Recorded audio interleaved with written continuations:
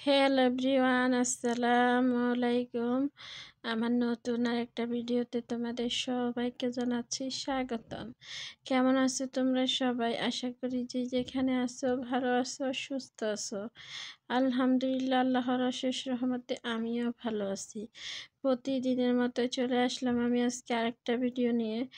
এই যে দেখো, এটা আমি আজকে বিকালের নাস্তা বানিয়ে নিয়েছি। কি দিয়ে বানিয়েছি তাহলে আমার সাথে থাকে, একটু দেখে যাও। আজকে বিকালের নাস্তা বানাইতে প্রথমে আমার লাগবে গাজর, বাঁধাকপি। এখানে আমি কয়েকটা পালং শাক নিয়েছি। এই শাকগুলো আমি এবার ভালো করে সবগুলো ধুয়ে পরিষ্কার করে নিলাম। না হয়ে গেলে আমি একটা কড়াই বসাই দিলাম। কড়াইয়ের মধ্যে 1 চামচ পরিমাণ তেল দিয়ে দিলাম। এখানে আমি রসুন কুচি আর পেঁয়াজ কুচি দিব। দিয়ে রসুন কুচি আর পেঁয়াজ কুচিটা হালকা একটু ভেজে নিব। রসুন কুচি আর পেঁয়াজ কুচি দেওয়া হয়ে গেলে আমি এগুলা ভাজতে ভাজতে আমার প্রিয় আপু ভাইয়াদেরকে প্রতিদিন যে রিকোয়েস্টটা করি কখনো করলাম। আমার প্রিয় আপুরা ভাইয়ারা, প্লিজ একটা লাইক দিয়ে দিও। তোমাদের সুন্দর একটা লাইক, সুন্দর একটা কমেন্ট আমার আরেকটা ভিডিও বানাতে সাহায্য করে। আর যারা এখনো আমার চ্যানেলটা সাবস্ক্রাইব করোনি, প্লিজ আমার চ্যানেলটা সাবস্ক্রাইব করে দিয়ে আমার পাশে থাকতে পারো। যারা করে দিয়েছো তাদেরকে অসংখ্য অসংখ্য ধন্যবাদ। আর এই যে দেখো, কথা বলতে বলতে আমি বাঁধাকপি, গাজর আর শাকগুলো দিয়ে দিলাম, দিয়ে একটু ভেজে নিলাম। নেওয়া হয়ে গেলে এখানে আমি কাঁচামরিচ দিয়ে দিলাম কয়েকটা। 1 চামচ লবণ দিয়ে দিলাম, লবণটা পরিমাণ মতো দিতে হবে।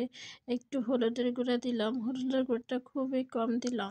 হলুদের গুঁড়োটা দেওয়া হয়ে গেলে এবার আমি এগুলোর একটু ভেজে নিব।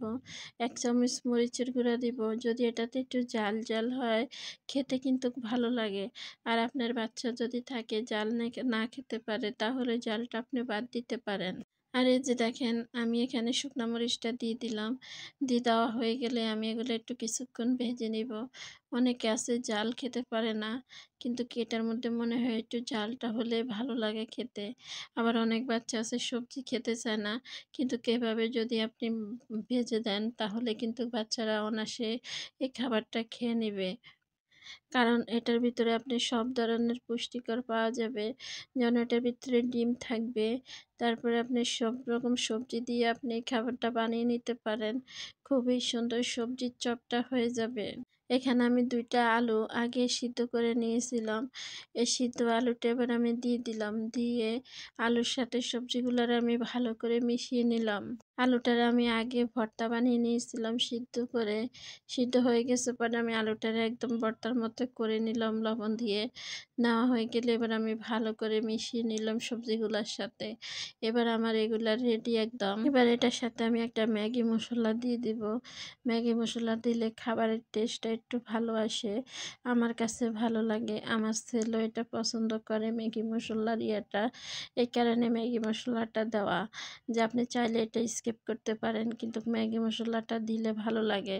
এবার আমার একদম ইয়েটা রেডি। এবার আমি নামিয়ে নিব। নামিয়ে আমি কিছুক্ষণ ঠান্ডা করে নিব। কারণ গরমেটা তো আপনি চপ রেডি চপ বানাইতে পারবেন না, এটা এখন অনেক গরম। এটাকে একটু ঠান্ডা করে নিব। যত আমি প্যানের নিচে দিয়ে এটাকে একটু ঠান্ডা করে নিব। এই যে আমি ফ্যানের নিচে কিছুক্ষণ রেখে একদম ঠান্ডা করে নিয়ে এসেছি। এবার লাগবে আমার 2 টা সিদ্ধ ডিম। আপনি চাইলে এখানে 1 টা ডিম দিয়েও বানাইতে পারেন। তবে আমি ডিমটা একটু মোটা করে কেটে আমি এখানে 2 টা ডিম দিছি। এবার ডিমটারে আমার কেটে নিতে হবে। ডিমটা আমার এই সাইজ করে আমি পুরা ডিমটারে কেটে নিব। ডিমটা যেন ভেঙে না যায়, দেখতে সুন্দর। কথায় আছে না, দেখতে সুন্দর হলে খেতেও ভালো। এই তখন আর কি, এই যে ডিমটারে আমি খুবই সুন্দর করে কেটে নিয়েছি। এবার আমার ডিমটা কাটা হয়ে গেলে আমি ডিমটা একটা প্লেটে রেখে দিলাম। রাখা হয়ে গেলে এবার আমি হাতের সাহায্যে এটাকে চপ তৈরি করে নিব। আমি কিছুটা সবজি নিয়ে নিলাম। নেওয়া হয়ে গেলে এই যে সবজিটা আমি একদম চ্যাপ্টা করে ভিতরে একটা ডিম দিয়ে দিলাম। দেওয়া হয়ে গেলে আমি উপরে আরেকটু সবজি দিয়ে দিলাম। দিয়ে এই যে আমি এভাবে চপগুলা রেডি করে নিব। এই চপটা খেতে কিন্তু ভালোই লাগে, অনেক মজা হয় চপটা। বাচ্চারা যখন সবজি খেতে চায় না, আপনি চাইলে এভাবে চপ তৈরি করে দিতে পারেন। অনেকে আছে মানে সবজি একদম খেতে চায় না, সবজি খেতে ভালো লাগে না। একদম এভাবে করে দিলে আপনি খেতে কিন্তু ভীষণ মজা লাগে। এই যে ভিতরে ডিম দিয়ে একেভাবে আমি একটা চপ তৈরি করে নিলাম। এই যে আরেকটা চপ তৈরি করতেছি, একেভাবে আমি চপগুলো সব চপ তৈরি করে নিব। আপনি চাইলে এটা কম তেলে মানে হালকা তেলের উপরে কড়াইয়ের মধ্যে রেখে ভেজে নিতে পারেন। আবার চাইলে ডুবা তেলে ভেজে নিতে পারেন। ২ ভাবে এই চপটারে ভেজে নেওয়া যাবে। অনেকে আছে তেল খেতে পারে না বা তেলের জিনিসটা একদমই পছন্দ করে না। কিন্তু আপনি এই যে এই চপটাকে একদম কম আঁচে ভেজে খেতে পারেন। এই যে আমি একটা তাওয়া বসায় দিলাম, তাওয়ার মধ্যে আমি কিছুটা তেল দিয়ে দিলাম।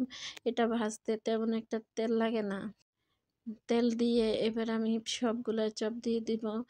দিয়ে আমি এই যে উম তেলের পরিমাণটা আমি কিন্তু তেমন বেশি দিইনি। খুবই কম তেল দিছি।